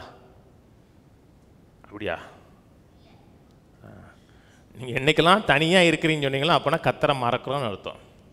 நீங்கள் தனியாக இல்லை, கர்த்தர் சொன்னார் நான் உன்னை விட்டு விலகவே மாட்டேன்னாரு. எப்பப்பெல்லாம் நான் தனியாக இருக்கிறேன், எனக்கு உதவி செய்ய யாரும் இல்லை அப்படி நினச்சோம்னாவே கவலை வந்துடும். 2003 இந்த ஊழியத்துக்கு வந்தேன். 2003 மே மாதம் வந்தேன். 2005 மே மாதம் கல்யாணம் வந்துச்சு. கிட்டத்தட்ட 2 வருஷம். 2 வருஷம் நான் யாரும் இல்லை. அப்போ எனக்கு 1.5 வருஷத்தப்போ மொபைல் கூட கிடையாது. அப்போ தான் அந்த 2100 1100 அந்த குட்டி ஃபோனு, செகண்ட் ஃப்ளோர்லேருந்து கீழே தூக்கி போட்டால் கூட உடையாது தெரியுமா? திரும்பி போட்டால் கூட அப்படி எடுத்து உள்ளே வச்சுக்கலாம். எந்த பாதிப்பும் ஏற்படாது, ஸ்க்ரீன் கிராச் ஆகாது, எதுவுமே ஆகாது. நான் ஒரு நாள் கூட கவலையாக இருந்து கிடையாது. ஒரு நாள் கூட கவலைப்பட்டு கிடையாது. ஒரு நாள் கூட, ஒரு செகண்டு கூட நான் கவலைப்பட்டது கிடையாது. யாரும் எனக்கு இல்லை அப்படின்னு நினச்சது கூட கிடையாது. ஏன்னா ஒரு காலத்தில் நான் நீங்கள் வாழ்ந்த சூழ்நிலை வேறு, நான் வாழ்ந்த சூழ்நிலை வேறு. நான் எப்போவுமே ஆட்களோடு வாழ்ந்தவன். வீட்டுக்கு வரும்போது தான் தனியாக இருப்பேன். வீட்டில் தனியாக இருந்தேன். வீட்டை விட்டு வெளியே போகும்போது நான் தனியாக இருந்து கிடையாது. நான் ஒரு பெரிய கேங்கோடு வாழ்ந்தவன். அது கேங்ஸ்டர் கிடையாது, ஆனால் ஒரு கேங்கோட நண்பர் பட்டாளத்தோடு வாழ்ந்தவன் நான். அப்படி இருந்து வீட்டில் தனிமையாக இருந்தேன். அப்படின்னு இங்கே வந்தப்போ நான் ஒரு நாள் கூட தனிமையை ஃபீல் பண்ணதே கிடையாது. கர்த்தரோடு இருக்கீங்கன்னா கர்த்தர் என்னை கேர் பண்ணுவார், பாதுகாப்பார், பராமரிப்பார் நினச்சிங்கன்னா நீங்கள் விசுவாசத்தில் வளர்ந்துட்டீங்கன்னு அர்த்தம். கர்த்தர் சொல்கிறாருங்க, சில விஷயங்கள் உங்களுக்கு ஃபுல் டீட்டெயில் தேவையில்லை. எப்படி என்ன அந்த டீட்டெயிலும் தேவையே கிடையாது. கர்த்தர் வந்து ஆபிரகாம்கிட்ட சொல்கிறார், உன் ஏக சூதனை உன் நேசகுமாரனை கொண்டு வந்து மோரியா மலையில் வெட்டி கொள்ளுங்கிறார். போகிற வழியில் எந்த அவ்வளோதான் டீட்டெயில். வாக்கு தத்துவத்தினால் பிறந்த பிள்ளை கூட்டு போகிற நேரத்தில் பையன் கேட்குறான், அப்பா பந்தருக்கு எரிபந்தருக்கு விறகு இருக்கு, பழி எங்கேன்னு கேட்குறான். நீங்கள் நம்மனா என்ன சொல்லுவான்? தெரியலையாப்பா, தெரியலையே, எனக்கு விளங்கலையே, கர்த்தர் சொன்னாருப்பா, தெரியலப்பா அப்படின்னு சொல்லல. கர்த்தர் பார்த்துக்குவாருங்கிறாரு. தமிழில் பார்த்துக்குவாருங்க, ஆங்கிலத்தில் கரெக்டாக இருந்தால் லார்ட் வில் ப்ரொவைட் இருக்கு. கர்த்தர் ப்ரொவைட் பண்ணுவாருங்கிறாரு. ஒரு கேள்வி வருது, எப்படி ஃபீஸ் கட்ட போகிற, எப்படி கட்ட போகிறேன்னு சொல்லக்கூடாது. கர்த்தர் பார்த்து கொள்வார், கர்த்தர் ப்ரொவைட் பண்ணுவார், தேவைகளை சந்திப்பார், வழி நடத்துவார். எப்படி ஒரு இடம் வாங்குறது, இடம் வாங்கி எப்படி கட்டுறது, எப்படி கட்டுறது இன்ஜினியர் சொல்லுங்க, கட்டுவார். எப்படி கட்டுறது, கர்த்தர் பார்த்து கொள்வார். முதல்ல சிந்திக்கணும், அந்த எண்ணத்தை எடுக்கணும், அப்புறம் பேசணும். நல்ல எண்ணத்தை, நம்ம வாழ வைக்கக்கூடிய எண்ணங்களை பேசணும். கவலைப்படுகிறோம்னா கர்த்தருடைய உண்மை தன்மையின் மேலே நம்ம கொஸ்டின் பண்ணுறோம்னு அர்த்தம். சாரால் கற்பந்தரிச்சாங்க. வேதம் சொல்லுகிறது, தேவன் உண்மையுள்ளவர் என்று எண்ணி கற்பந்தரிக்க பலனடைந்தான் இருக்கு. தேவன் எதை சொன்னாரோ அதை நிறைவேற்றுவதற்கு உண்மையுள்ளவர். இம்பாசிபிளுங்க. 90 வயசு அம்மாவுக்கு வந்து மென்சஸ் நின்று பல வருஷம் ஆச்சு. சின்ன வயசுல இந்த அம்மாவுக்கு கருத்தரிக்க முடியாது. விசுவாசிக்கிறாங்க. விசுவாசிக்கு தேவன் உண்மை உள்ளவர், ஃபெய்த்ஃபுல்லானவர், உண்மை உள்ளவர். எப்பப்பெல்லாம் நான் கவலைப்படுகிறோனோ, பிசாசு கொடுக்குற எண்ணங்களை என்னை சிந்திச்சு அவையே தியானிக்கிறோனோ, சொல்லாமல் என்ன சொல்கிறேன்னா, தேவன் உண்மை உள்ளவர் கிடையாதுன்னு சொல்கிறோம். தேவன் வந்து உண்மை உள்ளவர் கிடையாது அப்படின்னு கவலைப்படுறோம். ஒரு காரியத்தை ரொம்ப தீர்க்கமாக நிலைநிறுத்தணும். நான் கவலைப்படுகிறதுனால எந்த ஒரு காரியமும் மாற்றி அமையாது, மோசமாக போகும். நன்மையான காரியங்களை இழக்க ஆரம்பிப்போம். நான் கவலைப்படுகிறதுனாலேயோ குடும்பத்திலேயோ பிள்ளைகளுடைய வாழ்க்கையில் எந்த நன்மையான காரியங்கள் நடக்காது. தீமையான காரியங்கள் நடக்கலாம். யோபு ஒரு பாவம் பண்ணல. யோபு என்ன பாவம் பண்ணார்? ஒரு பாவம் பண்ணலங்க. அவர் கொடுத்த ஆண்டவர் கொடுத்த சர்டிஃபிகேட்டு யோபு உத்தமன்னு சொன்னார். ஆண்டவர் சொன்னா, யோபை போல ஒரு உத்தமனை பார்த்தேன்னாரு. உத்தம, ஆனால் புத்தி சரியில்லை. செயல் உத்தமம், ஆனால் புத்தி சரியில்லை. எல்லாவற்றையும் கொடுத்து நெகட்டிவ் தாட்டு. ஏன்னா அன்றைக்கி ஏதாவது ஒரு சூப்பர் நேச்சுரல் நடந்துச்சுன்னா அவர் சொன்னார், கத்தர் கொடுத்தார், கத்தர் எடுத்தார்னாரு. ஏன்னா அன்னைக்கு அவருக்கு இருந்த அறிவு என்னென்னா, சூப்பர் நேச்சுரல் நடந்ததெல்லாம் கத்தருடைய செயல் நினச்சாங்க. நீங்கள் பழைய ஏற்பாட்டு புத்தகம் படித்து பாருங்கள், பிசாசுங்கிற வார்த்தையே இருக்காது. பிசாசு குறித்து எங்கே இருக்குது? யோபு புத்தகத்தில் தான் இருக்குது. பழைய ஏற்பாட்டில் பிசாசு குறித்த வார்த்தைகளே இருக்காது. ஏன்னா அவங்களுக்கு பிசாசு குறித்த அறிவு கிடையாது. அவங்க ஏதாச்சும் சூப்பர் நேச்சுரல் நடந்துச்சுன்னு என்ன நினச்சாங்கன்னா, அது கத்தர் நினச்சாங்க.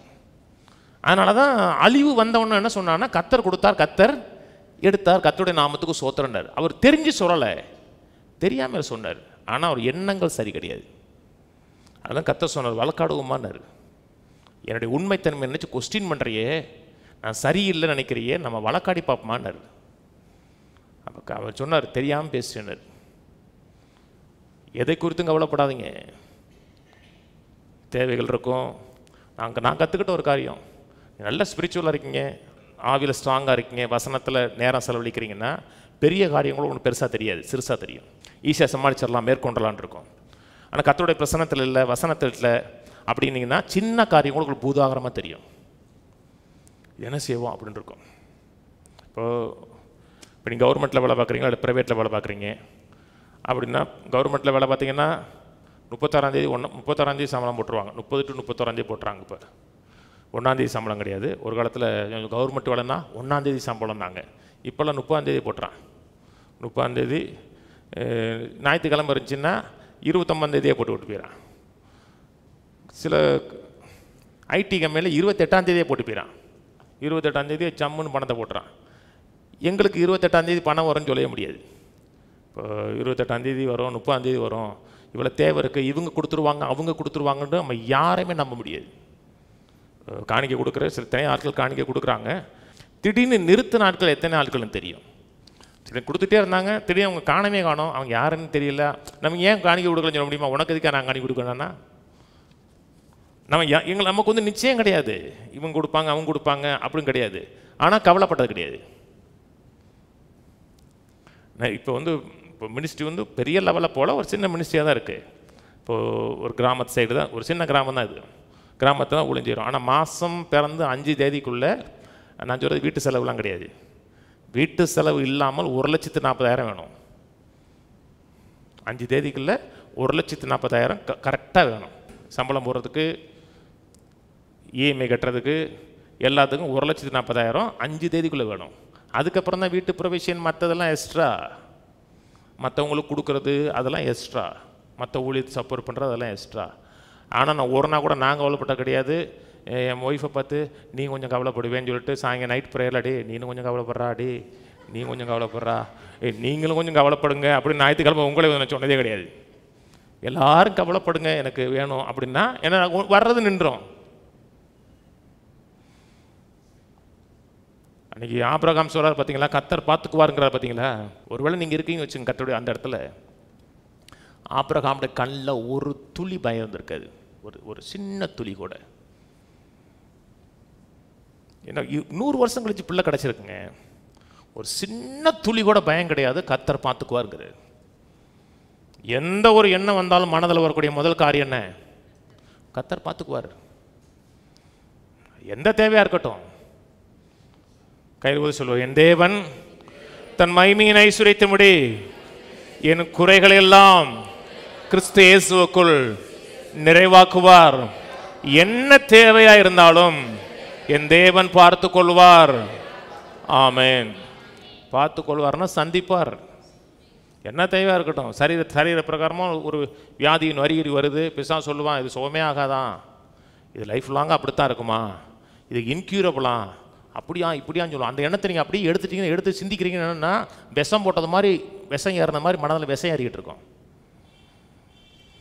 எப்பேற்பட்ட எண்ணம் வந்தாலும் சரி தான், எந்த வியாதி வந்தாலும் சரி தான், கர்த்தர் இதிலேருந்து வெளியே கொண்டு வருவார். Lord will provide. எனக்கு வந்து மெட்டீரியல் மட்டுமில்ல, எனக்கு என்ன தேவையோ கர்த்தர் அதை சந்திப்பார். அப்படின்னு அந்த எண்ணத்தை எடுத்தீங்கன்னா உங்களுக்கு விசுவாசம் வரும். நெகட்டிவான எண்ணத்தை எடுத்துட்டிங்கன்னு வச்சுங்களேன், எடுத்த உடனே என்ன உண்டாகுன்னா பயம் உண்டாகும். பயம் உண்டாயிருச்சுன்னா கர்த்தர் செயல்படுகிறது அப்படி நின்றும். நம்ம வீட்டு வாசல் வர நம்முடைய எல்லா வர வந்திருப்பார், அப்படி கர்த்தர் அப்படி கையை கட்டி போட்டது மாதிரி ஆயிரும். இது ஸ்பிரிச்சுவல் லாங். இது ஆண்டவர் போகிறாரு, எவீர் வீட்டுக்கு போகிறாரு. எவீர் சொல்கிறாரு, மக மரண அவஸ்தைப்பட்டுக்கிட்டு இருக்கா. கர்த்தர் சொல்கிறார், நான் வர்றேன், வந்து சுகமாக்குறேன், நான் வந்து சுகமாக்குங்கிறாரு. போகிற வழியில் இந்த பெரும்பாலும் சரி அந்த அம்மா என்ன ஏதுன்னு கேட்ட உடனே அந்த அம்மா சொல்லுது, இப்படி அப்படி அப்படி அப்படி அப்படின்னு சொல்லுது. அவர் இப்போ வீட்டு பிறப்பெல்லாம் சொல்லும் பொழுது வீட்டிலேருந்து ஆள் வருது. வீட்டிலேருந்து ஆள் வர்றவன் போய் சொல்லலை, நிஜத்தை சொல்கிறான். வீட்டிலேருந்து ஆள் வருது, போதகரை வருத்தப்படுத்த வேண்டாம், பிள்ளை செத்து போச்சு. எப்படி இருக்கும்? எப்படி இருக்கும்? 12 வயசு பிள்ளைங்க, பெண் பிள்ளைங்க, ஓன்னு கத்த சொல்லாதா? அடுத்த செகண்ட் கத்தர் அந்த பேச்சை கேட்டவொன்னே யவீருடைய ரெஸ்பான்ஸை பற்றி பைபிள் பேசலை. அடுத்த செகண்ட் இயேசு பேசுறாரு, பயப்படாதே விசுவாசம் உள்ளவனா இரு. பயப்பட ஆங்கிலத்தில் நல்லா இருக்கும், டோன்ட் ஃபியர் ஒன்லி பிலீவ்னு இருக்கும். ஒன்லி பிலீவ்னா விசுவாசிக்கிறத மட்டும் செய்ய. இல்லை அவன் என்ன பயந்தாலும் சரிதான், என்ன கவலைப்பட்டாலும் சரிதான், கத்தர் நினைச்சாருன்னா சுகமாக்கிடுவார் கிடையாது. கத்தர் அப்படி சுகமாக்க முடியாது. எந்த ஒரு காரியமாக இருந்தாலும் பயப்பட மறுக்கணும், கவலைப்பட மறுக்கணும். அதனால தான் கத்தர் சொன்னார், அந்த கவலைப்படுகிற எண்ணங்களை எடுக்காதீங்கன்னாரு. கவலைப்படுகிற எண்ணங்களை, பயப்படுகிற எண்ணங்களை உள்ளே கொண்டு வந்து எடுக்காதீங்கன்னாரு. இல்லை கத்தர் செய்ய முடியும், நான் என்ன கவலைப்பட்டாலும் கத்தர் செய்ய முடியும், கத்தரால் கூடாத காரியம் ஒன்றும் இல்லை, அப்படி கிடையாது, வேதத்தில் கிடையாது. இயேசு தன் சொந்த ஊருக்கு போனார், அவரால் அற்புதங்கள் செய்ய முடியலன்னு இருக்கு. ஏன்? அவரோட அவிசுவாசத்தை குறித்து ஆச்சரியப்பட்டார்ன்னு இருக்கு ஒரு இடத்துல. அவிசுவாசம் கவலைப்படுகிறது, பயப்படுகிறது, கத்தர் செயல்படுகிறதை தடை பண்ணிடும். இருக்கிறதுலே பெரிய பாவங்க அது. பாவத்திலே பெரிய பாவம் என்னங்க? கவலைப்படுறதாங்க. கத்தரையே கொஸ்டின் பண்ணுறது, அவர் செய்வாரா, அவர் நடப்பிப்பாரான்னு கொஸ்டின் பண்ணுறது.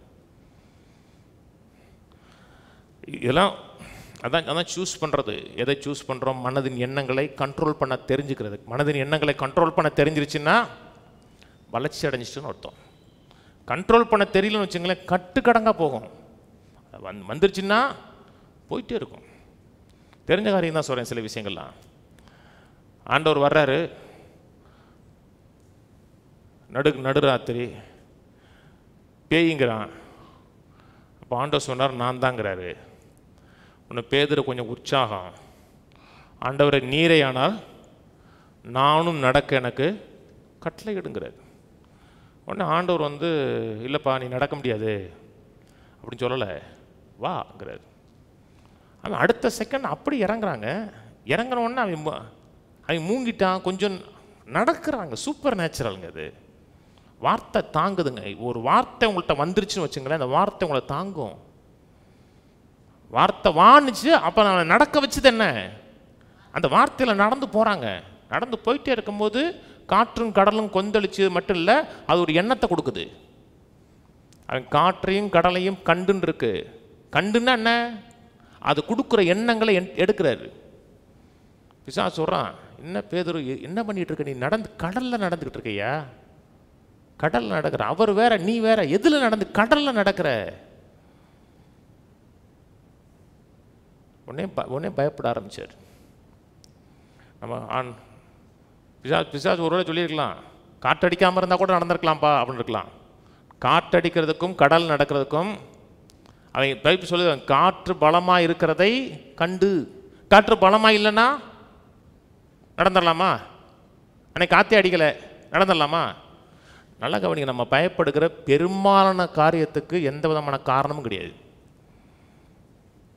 ஒன்று பயப்பட்டோன்னு ஆண்டவர் சொன்னார், ஏன் சந்தேகப்பட்டாயினார். அப்படின்னா என்ன அர்த்தம்? நீ கொடுக்குற எந்த காரணமும் செல்லாதுன்னு அர்த்தம். நான் இதுக்காக கவலைப்பட்டேன், அதுக்காக கவலைப்பட்டேன், நீ எந்த காரணம் சொன்னாலும் அது செல்லாதுன்னு அர்த்தம். ஏன் சந்தேகப்பட்டாய்? அது சந்தேகப்படுறதுக்கு 1000 காரணம் இருக்கா? கடல் இது வரைக்கும் அவனு நடந்து கிடையாது. பக்கெட் தண்ணியில் கூட நடந்து கிடையாது. கடல் நடக்கும்போது சந்தேகம் வரத்தான் செய்யும். ஆனால் அவர் என்ன கேட்டார்? ஏன் சந்தேகப்பட்டாருன்னா அவன் சொல்கிற எந்த ஒரு காரணமும் கணக்கில் வராதுன்னு அர்த்தம். கடலில் நடக்கிறவனுக்கே அப்போ ஏன் சந்தேகப்பட்டாருன்னு கேட்டாருன்னா, நம்ம கவலைப்படுறதெல்லாம் அல்பம், ஒன்றுமே கிடையாது. வாசிப்போம் திரும்பி மத்தேயு பாப்போம் 6:31. ஆகையால் எண்ணத்தை உண்போம், எண்ணத்தை குடிப்போம், எண்ணத்தை உடுப்போம் என்று கவலைப்படாதிருங்கள். இங்கே தமிழில் கவலைப்படாதவங்கள் கவலை எல்லாமே ஒரே வார்த்தை தான் இருக்கும். அதில் கேஜேவி பைபிளோட ரெஃபர் பண்ணுங்கள். இது 3வது முறை சொல்கிறார். கேஜேவி பைபிளில் மட்டும் இந்த இடத்துல வரும்போது ஒரு வார்த்தை எக்ஸ்ட்ரா போடுறாங்க. மற்ற எல்லா இடத்துலையும் டேக் நோ தாட்ன்னு இருக்கும். இந்த இடத்துல டேக் நோ தாட் சேயிங்னு இருக்கும். ஒரு எண்ணத்தை எடுத்துட்டீங்க, ஒரு எண்ணத்தை எடுத்து ரொம்ப நேரம் அந்த எண்ணம் உள்ளே அப்படியே போயிட்டே இருக்குது, அதை அசை போட்டுகிட்டே இருக்கும், அதே சிந்திச்சுட்டே இருக்கோம்னா உள்ளத்துலேருந்து என்னவா மாறுன்னா பேச்சா மாறிடும். ரொம்ப நேரம் மேலே வந்து போயிடுச்சுன்னா பிரச்சனை இல்லை. இப்போ எத்தனை எண்ணங்கள் வந்துச்சு, இப்போ நான் பிரசங்கம் பண்ணாமே வரலையா, என்ன வந்துச்சு தெரியாது, ஏன்னா வந்துட்டு அப்படி போயிடுச்சு. அது சில எண்ணங்கள் உள்ளே வந்து அப்படியே சிந்திச்சு நம்முடைய சப்கான்ஷியஸ் மைண்டுக்குள்ளே போயிடுது. பார்த்தீங்களா, பேசணுன்னா என்ன ஆரம்பிப்போம், அதை பேச ஆரம்பிப்போம். பிசாசுக்கு நல்லா தெரியும். அதனால தான் எண்ணங்களை கண்டினியூ பண்ணுவான், கண்டினியூஸாக கொடுப்பான். இப்படி இருக்குது, அப்படி இருக்குது, அது இருக்குது, இது இருக்குது அப்படின்னு அதே சிந்திக்க விட்டு அப்புறம் நம்ம பேச விட்டோம்னா என்னைக்கு பேசணுமோ அப்போ எண்ணத்தை எடுத்துட்டோம்னு அர்த்தம். பேசாத வரை எடுக்கலை. சில எண்ணம் வந்துச்சு, பேசணுமா, பேசலை. என்ன வந்துச்சு நம்ம என்னன்னு தெரியல, நமக்கு என்ன வந்துச்சோன்னு தெரியல. இப்போ நான் வரும்போது ஏத்தாப்புல ஒரு பையனை பார்த்தேன், இந்த வாரம் தான் பார்த்தேன். ஆனால் அவனை எங்கே பார்த்தேன்னு எனக்கு தெரியவே இல்லை. எங்கே பார்த்தேன், ஒரு 5 நிமிஷம் பார்த்தேன். சரி விடு, இவனை பற்றி சிந்திச்சுக்கிட்டு இருக்கு, பிரசங்கத்தை சிந்திக்கணும்னு டக்குன்னு 5 நிமிஷத்தில் அவனை பற்றி சிந்திச்சுட்டு இருந்தேன். சில எண்ணங்கள் வருது போயிடுது. ஆனால் சில எண்ணங்கள் வந்து அப்படியே பதிஞ்சிருது. பதிஞ்ச உடனே என்ன மாறுதுன்னா அது வார்த்தைகளாக மாற ஆரம்பிக்குது. அதனால் ஒரு நாளும் கவலைப்படுகிற எண்ணங்களை, பயப்படுகிற எண்ணங்களை எந்த ஒரு காலகட்டத்திலையும் எடுத்துடாதீங்க. நல்ல எண்ணங்கள் எடுங்க.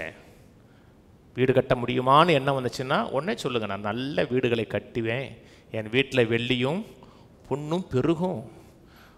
பிள்ளைகளை குறித்து என்னென்னா, என் பிள்ளைகள்லாம் கர்த்தரால் போதிக்கப்பட்டிருப்பார்கள், என் பிள்ளைகளுடைய சமாதானம் பெருசாக இருக்கும். அந்த எண்ணத்தை எடுக்கணும். ஒரு எண்ணம் வந்த உடனே ஆல்டர்னேட்டிவ் எண்ணம் உடனே எடுக்கணும். எடுத்துட்டு அதை சிந்திக்கணும், அதை பேசணும். மக்கள் கவலை வந்தாலும் ஜெபம் பண்ண முடியாதுங்க. இந்த 2 நாளில் 3 பேர் கூப்பிட்டாங்க. ஒரு பையனுக்கு மட்டும் ஜெபம் பண்ணேன், துபாயிலேருந்து கூப்பிட்டான். துபாய்க்காரனுக்காக கூப்பிட்டான் ஜெயிச்சு நினச்சிடறாங்க. பாமா நீ தான் கூப்பிட்றான் வாலிப பையன் சொன்னான், இப்போ தான் கிறிஸ்துவுக்குள்ளே வர்றேன்னா. அதனால் அவனுக்காக ஜெபம் பண்ணேன். அவனுரம்மா எனக்கு ஜெபம் பண்ணுங்கய்யா, ஒரே பாரமாகவே எப்பொழுதுமே இருக்குன்னுச்சு. இதுக்கு ஜெபம் பண்ணி போகாதுங்கன்னு நான். இது ஜெபம் பண்ணி இந்த வகை பிசாசு ஜெபத்தினாலே போகாது, உபவாசத்துலேயும் போகாது.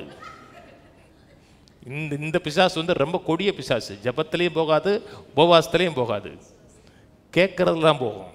இதுக்கு ரொம்ப கொடிய பிசாசு. இது துடியான பிசாசு. நம்ம ஊர் லாங்குவேஜ்னா ரொம்ப துடியான பிசாசு இது. அந்த அம்மாவுக்கு ஒரே பாரமாக இருக்குது. இல்லைங்க ஏசுநாதர் பண்ணாவே போகாது. என்னங்க இப்படி சொல்கிறீங்க? ஆமாங்க ஏசுநாதர். ஆமாம், நான் நிறைய பேர்கிட்ட ஜெபம் பண்ணிட்டேன், போவே இல்லைன்னுச்சு. போகாது.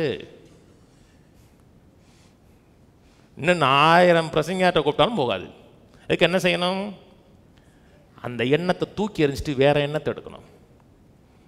செய்ய முடியாதுன்னு சொன்னோம்னா, என்னை பலப்படுத்துகிற கிறிஸ்துவினால எல்லாவற்றையும் செய்ய எனக்கு பலன் உண்டு, அதை சொல்லணும்.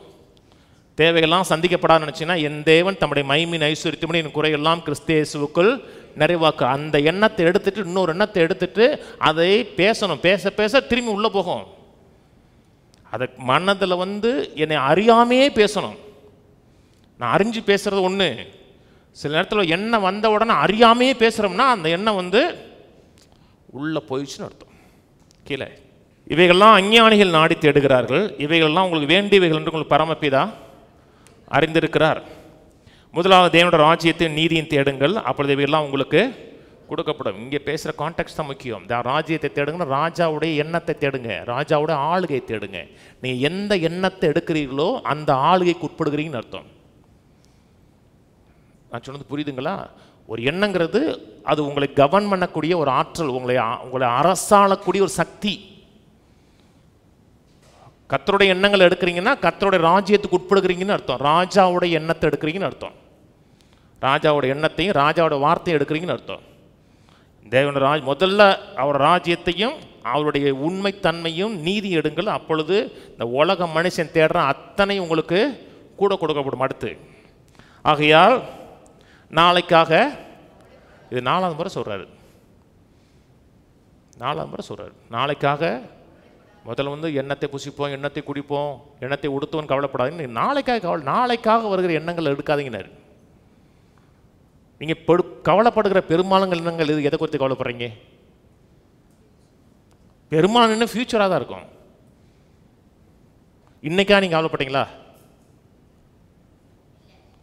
இன்னைக்காக நம்ம கவலைப்படும். இன்றைக்கி என்ன பண்ண போகிறோம்? போன உடனே ஏதோ ஒரு பரோட்டாவோ ஒரு தோசையோ மிச்சி போட்டு தவிர அவ்வளோதான். அதுக்கு மேலே சிந்திக்க மாட்டோம் நம்ம. அது கவலையா? அது கவலை கிடையாது. எதிர்காலத்தை குறித்து என்ன உண்டாகுதுன்னா, கவலை உண்டாகுது. நாளைக்காக கவலைப்படாதீங்க. ஏன் நாளைக்காக கவலைப்படாதீங்க? நாளைக்காக இன்னைக்கு கவலைப்பட்டீங்கன்னா இன்னைக்கு தேவன் கொடுத்த கிருபை இன்னைக்கு வீணாயிரும். நீங்கள் ஒரு காரியத்தை வந்து கவலைப்படுறீங்கன்னா இன்ஆக்டிவாக மாறிடுவீங்க. எப்பப்பெல்லாம் நீங்கள் கவலைப்படுறீங்களோ அப்போல்லாம் நீங்கள் செயல்படாத ஆளாக இருப்பீங்க. கவலைப்படாதவன் தான் துரிதமாக செயல்படுவாங்க. கவலைப்படுகிறவன் இன்ஆக்டிவாக இருப்பான். நாளைக்காக கவலைப்பட்டோம், அப்போ இன்னைக்கு என்னாச்சு? இன்னைக்கு வீணாச்சு. இப்போ இன்னைக்கு செய்ய வேண்டியது நாளைக்கு சேர்ந்துருக்கும். நான் சொல்கிறது புரியுதுங்களா? அப்போ இன்னைக்கு செய்ய வேண்டியது நாளைக்கு செய்ய வேண்டியது சேர்ந்து வரும் பொழுது நாளைக்கு தேவையான கிருபையை நம்ம வீணாக்குவோம், இன்னைக்கு தேவையான கிருபையை வீணாக்குவோம். அது மட்டும் இல்லை, நீங்கள் நாளைக்காக நிறைய காரியங்களை கவலைப்படுறீங்க பார்த்தீங்களா? இது நடந்துடும், அது நடந்துடும், அது நடந்துடும். நீங்கள் கவலைப்பட்ட 99% காரியங்கள் அவன் நடக்கவே நடக்காது. நடக்காத ஒரு காரியத்துக்காக கவலைப்பட்டு கடைசியில் நம்ம தூங்காத இரவுகளும் வேதனையும் தான் மிஞ்சும். நாளைக்கு இன்னைக்கு என்னவோ, இன்னைக்கு உங்களுக்கு என்ன செய்ய சொல்லியிருக்கிறாரு அதை செய்யுங்க. இன்னைக்கு கர்த்தரை நம்புங்க, கர்த்தருடைய வார்த்தையை நம்புங்க. அதை நம்பி போனீங்கன்னா நாளைக்கு வரும் பொழுது வாழ்க்கை சிறப்பாக இருக்கும். ஃபோக்கஸ், மனதை கண்ட்ரோல் பண்ணணும். ரெண்டாவது காரியம், ஃபோக்கஸ் பண்ண தெரியணும். இன்னைக்கு இருக்கிற உலகம் நம்ம ஃபோக்கஸை கெடுக்கக்கூடிய உலகம், தெரியுமா? பிரசங்கம் பண்ணிக்கிட்டே இருக்கும்போது செல்லை எடுத்து பார்க்க சொல்லுவோம், முக்கியமான மெசேஜ் வந்துடுச்சாண்டு. பிரசங்கம் கேட்டுக்கிட்டே இருக்கும்போது செல்லை ஒன்று பார்க்க சொல்லுவோம். பிரசங்கம் கேட்டுகிட்டே இருப்போம், கீழே வந்து ஸ்க்ரோல் பண்ணுவோம். ஏன் உனக்கு என்ன கீழே என்ன முக்கியமான செய்தி கலெக்டர் அனுப்பியிருக்காரு உங்களுக்கு? நீங்கள் ஸ்க்ரோல் பண்ணிட்டீங்கன்னாவே உங்களுக்கு ஃபோக்கஸ் போயிடுச்சுன்னு அர்த்தம். நீங்கள் கீழே என்ன இருக்குன்னு பார்க்குற தப்பு கிடையாது. அப்போ நீங்கள் பிரசங்கத்தை பாஸ் பண்ணிடணும். பாஸ் பண்ணிட்டு கீழே என்ன போட்டிருக்காங்க, யாரும் என்ன இருக்காங்க, அது ஒரு செகண்ட், அவ்வளோதான். ஆனால் இப்போ நீங்கள் பாட்டு கேட்குறீங்கன்னு வச்சுங்களேன், முதல்ல பாடணும்னா பாட்டை நிறைய தடவை கேட்கணும். கேட்குறீங்கன்னா அன்டிவைடட் அட்டென்ஷன் கொடுக்கணும். அதை அந்த நேரத்தில் ஸ்க்ரோல் பண்ணக்கூடாது. யார் என்ன போட்டிருக்காங்க க்ரோஸ் பண்ணிங்கன்னாவே உங்கள் மைண்டு அட் அ டைத்தில் 2 காரியத்தை சிந்திக்க முடியாது. ஒரு காரியத்தில் தான் ஃபுல் கவனம் செலுத்த முடியும். கவனிக்கிறீங்க? ஃபோக்கஸ் போயிடுச்சு, அந்த கான்சன்ட்ரேஷன் போயிடுச்சுனாவே வெற்றிகரமாக வாழ முடியாது. 1 கொரிந்தியர் வாங்க, 2 காரியம் சொல்லி முடிப்போம். 1 கொரிந்தியர் 13:11. நான் குழந்தையாக இருந்த பொழுது குழந்தையைப் போல் பேசினேன், குழந்தையைப் போல் சிந்தித்தேன், குழந்தையைப் போல் யோசித்தேன். நான் புருஷனானது பொழுதோ குழந்தைக்கேற்றவைகளை ஒழித்து விட்டேன். குழந்தையை வளர்த்திருப்பீங்க, எல்லாருமே குழந்தையை வளர்த்திருப்பீங்க. இல்லை குழந்தையே மற்றவங்க வளர்க்குறத நீங்கள் பார்த்துருப்பீங்க. குழந்தைக்கு என்னென்னா கான்சன்ட்ரேஷன் இருக்காது. ஒரு காரியத்தில் ஒரே நேரத்தில் கவனம் வைக்காது. ஒரு விளையாட்டு சாமான் இப்படி போடுங்க, போட்டுட்டு அதில் 2 நிமிஷம் விளையாண்டுட்டு அப்படி இன்னொரு ஓடி போயிடும். அப்புறம் அதில் கொஞ்ச நேரம் இருக்கும், அப்புறம் அதிலிருந்து இன்னொன்று ஓடி போயிடும். ஏன்னா அந்த ஒரு பிள்ளையோடைய கவனம் ஒரு நேரத்தில் ஒரே இதில் இருக்காது. கொஞ்சம் நேரம் அப்படியே பார்த்துக்கிட்டே இருக்கும். ரொம்ப நேரம் ஒன்றை பார்த்துச்சுன்னா பிள்ளைக்கு வந்து போர் அடிச்சிடும். பிள்ளை வந்து ரொம்ப நேரம் எந்த ஒரு காரியத்தையும், ஒரு சிறு குழந்தை ரொம்ப நேரம் எந்த ஒரு காரியத்தையும் கான்சன்ட்ரேட் பண்ணாது. டிவி பார்த்துட்டே இருக்கும், டிவி பார்த்துட்டு டிவி ஓடிக்கிட்டு இருக்கும், அப்புறம் டிவி விட்டுட்டு வேற எங்கேயாச்சும் ஓடிட்டு இருக்கோம், அப்புறம் அதை விட்டுட்டு வேற எங்கேயாச்சும் ஓடி இருக்கும். ஏன்னா பிள்ளைகளுக்கு வந்து கான்சன்ட்ரேஷன் பவர் கிடையாது. கான்சன்ட்ரேஷன்னா ஒரு காரியத்தில் ரொம்ப நேரம் உட்காந்துருக்காது. பிள்ளைகளுக்கு அது பொருள் காட்சி கூட்டிப்பாங்க, ஐஸ்கிரீம் கேட்கும், ஐஸ்கிரீம் கேட்டு முடிஞ்சோன்னா டக்குன்னு இன்னொன்று கேட்கும், அதை கேட்கும். ஒரு காரியத்தை பார்த்து பயந்துருச்சுன்னு வச்சுங்களேன், பயந்து அழுதுச்சுன்னா அந்த பிள்ளைய அந்த பயத்துலேருந்து நீ வெளியே கொண்டுறதுக்கு ரொம்ப நேரம் ஆகும். அந்த அழுதுகிட்டே இருக்கும். ஏன்னா அந்த பயம் அந்த பிள்ளை விட்டு போகிறதுக்கு அதுவும் பெரிய விஷயம் கிடையாது. யாரையும் ஒருத்தன் பேன் இருப்பாங்க, அதுக்கு ஆன்னு அழுகும். ஏன்? அதுலேருந்து அந்த எண்ணத்தை அந்த இதுலேருந்து எடுக்க முடியாது. அதில் நான் சொன்னது புரியுதுங்களா? பயப்படுறதுல ஈஸியாக பிடிச்சிக்கிறோம், ஆனால் சின்ன காரியத்தில் டிவைட் ஆகிட்டே இருக்கும், கவனம் வந்து சதறிட்டே இருக்கும். பிள்ளை வளர்த்தது இல்லையா?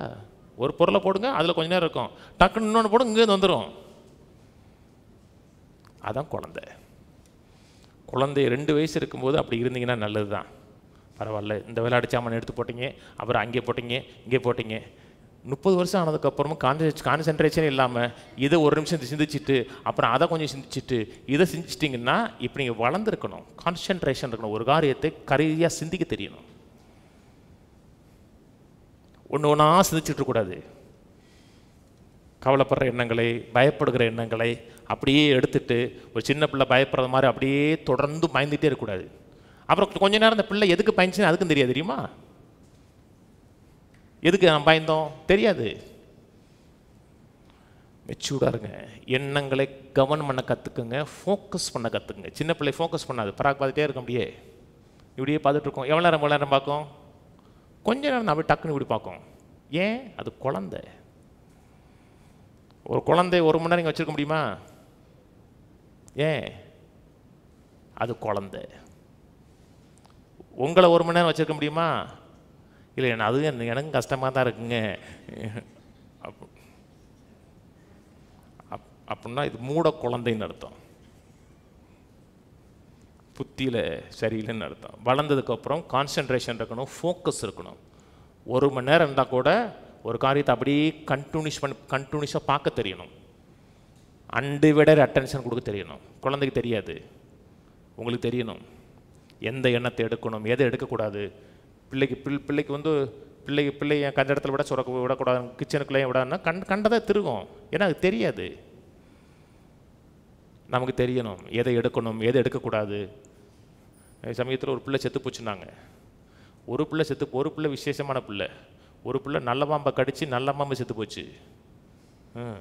அது அப்புறம் இன்னொரு செய்தி கேட்ட, ஒரு பிள்ளை வண்டை முழுங்கிருச்சு. வண்டை முழுங்கி த்ரோட்டில் வண்டு கடிச்சு நின்று செத்து போச்சு. ஏன்னா தெரியாது அதுக்கு எதை எடுக்கணும், எதை எடுக்கக்கூடியான்னு தெரியாது. நம்ம குழந்தைகள் கிடையாது. எதை எடுக்கணும், எதில் கை எடுக்கக்கூடாது, எதை தூக்கி போடணும் நமக்கு தெரியணும்.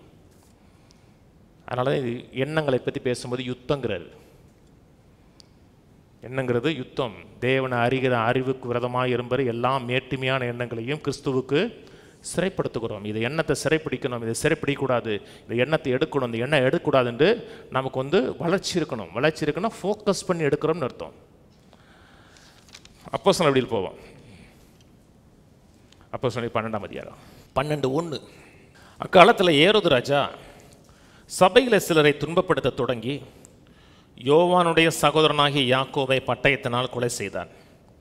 அது யூதருக்கு பிரியமாக இருக்கிறது என்று அவன் கண்டு பேதுருவையும் பிடிக்க தொடர்ந்தான். அப்பொழுது புளிப்பில்லாத அப்ப பண்டிகை நாட்களாக இருந்தது. அவனை பிடித்து சிறைச்சாலையில் வைத்து பஸ்கா பண்டிகைக்கு பின்பு ஜனங்களுக்கு முன்பாக அவனை வெளியே கொண்டு வரலாம் என்று எண்ணி அவனை காக்கும்படி வகுப்புக்கு 4 போர்ச்சவராக ஏற்படுத்திய 4 வகுப்புகளின் வசமாய் ஒப்புவித்தான்.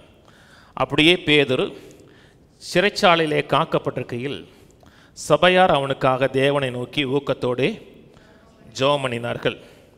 ஏரோது அவனை வெளியே கொண்டு வரும்படி குறித்திருந்த நாளுக்கு முந்தின நாள் ராத்திரியிலே பேதுரு 2 சங்கிலியினாலே கட்டப்பட்டு 2 சேவகர் நடுவே நித்திரை பண்ணி கொண்டிருந்தான். காவக்காரரும் காவலுக்கு முன்னிருந்த சிறைச்சாலையை காத்து கொண்டிருந்தார்கள். ஏரோது ஒரு ராஜா, அவன் என்ன சொன்னானோ அதுக்கு மறுப்பு சொல்ல முடியாது. முதல்ல வந்து யோவானுடைய சகோதரனாகி யாக்கோபை பட்டயத்தில் கொலை செஞ்சிட்டான். அது வந்து யூதர்களுக்கு பிடிக்குது. ஏன்னா இயேசுடைய சீசரை கொலை செஞ்சதுனால யூதருக்கு பிடிக்குது. அன்றைக்கி பிடிச்சதுனால பேதுரு முக்கியமான ஆள். அதனால் பேதுருவை கொலை செஞ்சிட்டோம்னா யூத மக்கள் நமக்கு நல்ல மதிப்பு வச்சுருப்பாங்கன்னு சொல்லி பேதுருவை பிடிச்சி பஸ்கா பண்டிகையில் கொண்டு வர நினைக்கிறான். பஸ்கா பண்டிகை முதல் நாளில் கொண்டு வந்து அவனை கொலை செய்ய நினைக்கிறான். அந்த நாள், அந்த குறித்த நாளுக்கு முந்தின நாள் ராத்திரியில் பேதுரு 2 சங்கிலியினால் கட்டப்பட்டு 2 சேவகர் நடுவே நித்திரை பண்ணி கொண்டிருந்தான். மறுநாள் சாவு. மறுநாள் பட்டயத்தில் கழுத்தறுத்து கொல்ல போகிறாங்க. முதல் நாள் இரவு தூக்கம் வருமா? முடிஞ்சா சாவு. விடிஞ்சா சாவு. சொன்னது ராஜா.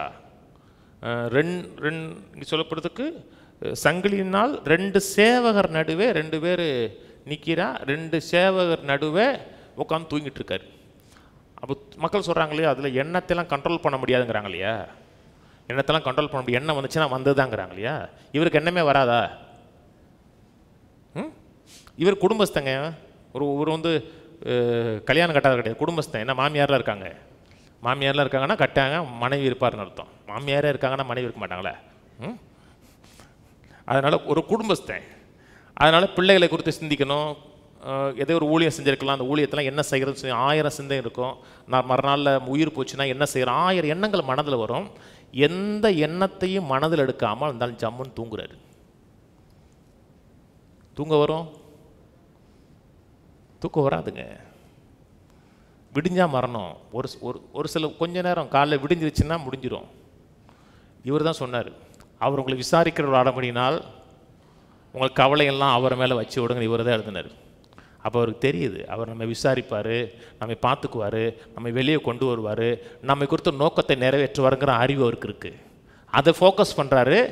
சங்கிலிக்குள்ளே கெட்டி இருந்தது ஃபோக்கஸ் பண்ணலை. சங்கிலி கெட்டிருந்தேன்னா உருண்டு படுக்க முடியாது. அது 5 ஸ்டார் ஹோட்டல் கிடையாது, சோஃபா இருக்காது, கல் தர, நாத்தம் பிடிச்ச இடம். அங்கே அந்த மனுஷன் நிம்மதியாக தூங்குறாருன்னா, இந்த ராஜா இருந்தால் கூட எனக்கு என்னை ஒரு நோக்கத்தோடு அழைத்த ஒரு ராஜா இருக்கிறாரு, அந்த ராஜா என்னை காப்பாற்றுவாருங்கன்னு அறிவு இருந்துச்சு அவருக்கு. அவர் தான் சொல்கிறாருங்க, கவலையெல்லாம் அவர் மேலே வைத்து விடுங்கள், அவர் உங்களை விசாரிக்கிறவர்னாரு. விசாரிக்கிறன்னு அர்த்தம் ஏற்ற நேரத்தில் ஏற்ற உதவிகளை கொடுக்குறவர்னு அர்த்தம். அப்போ ஃபோக்கஸ் பண்ண முடியுதில்ல. இதை எடுத்துட்டு கர்த்தர் மேலே ஃபோக்கஸ் பண்ணுறாரு. மிகப்பெரிய அற்புதம் நடக்குது. அங்கேருந்து எல்லா சிறைச்சாலைகளையும் திறந்து அப்படி வெளியே கொண்டு வந்தார்.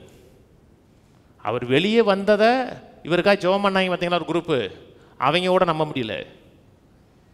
ஏன்னா எப்படி வெளியே வர முடியும்? கர்த்தர் கொண்டு வந்தாருங்க. ஏன்? தாட், சிந்தை. கவலைப்படலைங்க, கவலைப்படுற எண்ணங்களை எடுக்கலைங்க. அப்படி இருந்தோம்னா கர்த்தர் மேல் நம்பிக்கை வச்சுருக்கோன்னு அர்த்தம்.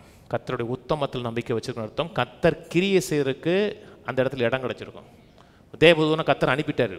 போ பேதுரு வளைச்சிட்டு வாங்கன்னா பேதுரு நாங்கடிச்சிட்டே இருக்காரு. செத்து போவேன்னா அந்த சாப்டருக்கு இருக்குங்கிறீங்க,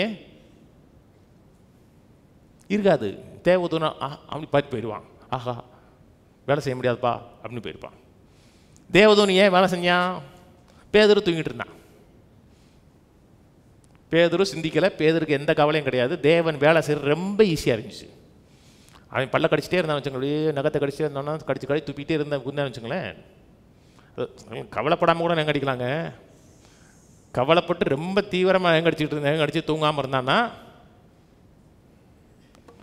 கர்த்தர் வேலை செய்ய முடியாது. கடைசி ஒரு வசனம் படித்து முடிச்சுருவோம். பிலிப்பியர் போவோம். பிலிப்பியர் 4:6. அற்புதம் நடக்கணும், தேவன் இயற்கைக்கு பார்ப்படத்தில் கிரியை செய்யணும்னா இந்த ஆட்டிடியூடு முக்கியம். மனதின் எண்ணங்கள் சிந்தைகளை ஆளுகை செய்ய தெரியணும். இது இங்கே மட்டும் அங்கே இருக்குது, வேதம் முழுது இருக்குங்க. தானியல் சிங்கத்தின் கெபியில் தூங்கினாரா? ஏன்? காப்பாற்றுவார். கர்த்தர் காப்பாற்ற வல்லவர் நினைச்சார். காப்பாற்றினாரா? காப்பாற்றினார். எரிகிற சூளைக்குள்ளே காப்பாற்றினார். அவங்கெல்லாம் பயப்படவில்லை, கவலைப்படலை. கவலை பயமாக மாறலை. தேவன் இயற்கைக்கு அப்பாற்பட்டத்தில் உள்ள புகுறாருங்க. அதெல்லாம் சாதாரண காரியமா? தேவன் உள்ளே செயல்பட்டாருன்னா ராஜாவுடைய எண்ணத்தை உள்ளே எடுக்கிறாங்க. கீழே வாசிப்போம். பிலிப்பியர் 4:6. நீங்கள் ஒன்றுக்கும் கவலைப்படாமல் எல்லாவற்றையும் குறித்து உங்களை விண்ணப்பங்களை ஸ்தோத்திரத்தோடு ஜெபத்தினாலும் வேண்டுதனாலும் தேவனுக்கு தெரியப்படுத்துங்கள். இது ஆம்பிளிஃபைடு பைபிள் போடு முதல் பகுதி மட்டும். நீங்கள் ஒன்றுக்கும் கவலைப்படாமல் இருக்கு. ஆம்பிளிஃபைடு பைபிளில் கொஞ்சம் ஆம்பிளிஃபை பண்ணுறாங்க. To not Fred, have any anxiety about anything, but in every circumstances and in everything by prayer and petition, definite request with thanksgiving, continue to make your want known to God. மேலே சொல்கிறாரு, do not fret.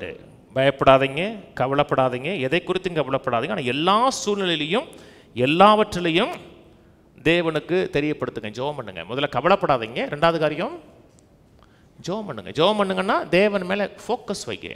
அன்றைக்கி பேதுரு தேவனை விட்டு அந்த சூழ்நிலையை பார்த்தார் இல்லையா? இப்போ நீங்கள் சூழ்நிலையை விட்டு தேவனை பாருங்கிறார்.